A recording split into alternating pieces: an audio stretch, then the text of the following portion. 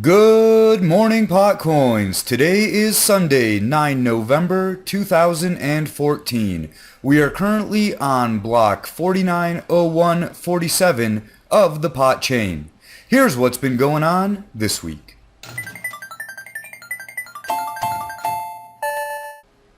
There's been a fair amount of negativity floating around the PotCoin community lately. A lot of it started during the cannabis coin pump. Mostly people complaining about the price of PotCoin in comparison to cannabis coin. But now that cannabis coin has had its dump, there are other reasons to be negative. A big one recently is over the Andy Milonakis campaign on PotFunder. A lot of people on the PotCoin subreddit are unhappy with the results. For one thing, there are no results yet. These things take time, but what are we waiting on? Apparently we're waiting on two 15-second videos. Are they going to be any good? I hope so, but even if they are, is that worth the 420,000 PotCoins? It might be. Andy does have a lot of followers, but it probably won't be.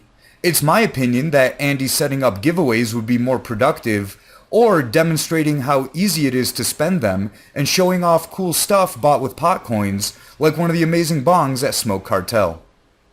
Other concerns are over the future of PotCoin, like the 1% mining fee for charity. I have a big problem with this one. First off, it can't be called a mining fee if it doesn't go to the miners. Call it what it is, a tax. I might be less opposed to this if they just admit that it is a tax. There is potential for the charity tax to actually do some good, but that's not going to happen without complete honesty and transparency. And one more thing. There is now a roadmap to the future on Pastebin. Some have complained that it looks amateur and there are no dates or anything. I think this is a valid complaint, but there are goals listed, and while they might not be detailed, they are out there. Give these guys some time to work on it before accusing them of failure.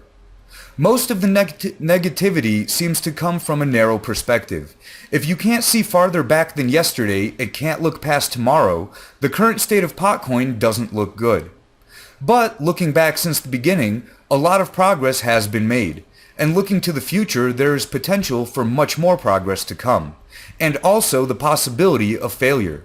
My final point is PotCoin has not succeeded yet, but that doesn't mean that it won't. And it also hasn't failed yet, but that doesn't mean that it won't. Success or failure won't come from the developers. It'll come from the community.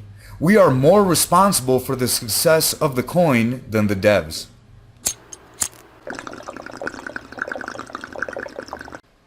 Three major victories this week as Alaska, Oregon, and Washington, D.C. legalize recreational use, and one loss for Florida on the medical side. Florida voters submitted their ballots with 57% in favor of and 43% opposed. That sounded like a majority to me, but that turns out not to be the case. The state is claiming that the measure would need to amend the state constitution and require 60% of voters in favor of for amending it. But they will be trying again in 2016, along with California, Massachusetts, Maine, Nevada, and Arizona for recreational use. A new kind of smoke detector. It looks kind of like a regular smoke detector, but this evil little device will not help save your life. It won't alert you if there's a fire. Instead, it silently alerts hotel and rental property owners that someone is smoking pot for the purposes of screwing over pot smokers by losing security deposits or paying a fee or fine in a hotel room. They are even looking forward to installing them in college dorms and having the signal linked to police.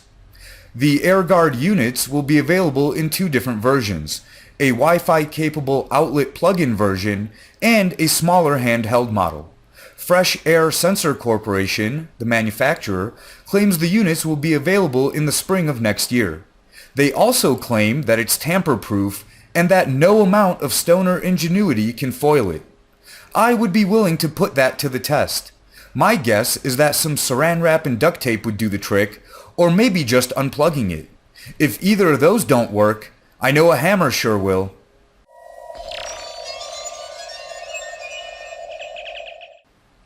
This past week in Thailand, a major mining operation goes up in smoke. Literally. A warehouse containing an estimated 3.6 million worth of uninsured mining hardware caught fire and burnt to the ground, lowering Bitcoin's net hash rate by about 7 petahash.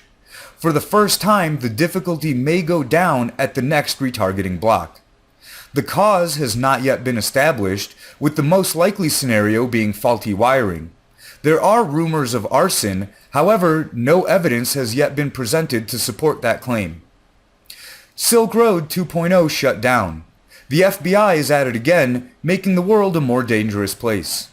They've shut down a few more darknet drug markets that were safely supplying consumers with mind-altering substances.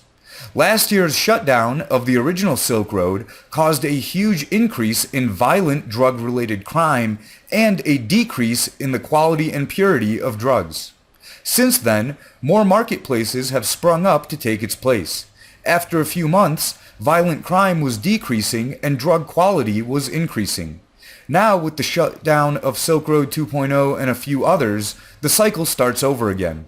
Whoever starts up Silk Road 3, they should probably get out of the game before mid-October of next year, since that seems to be the bust cycle.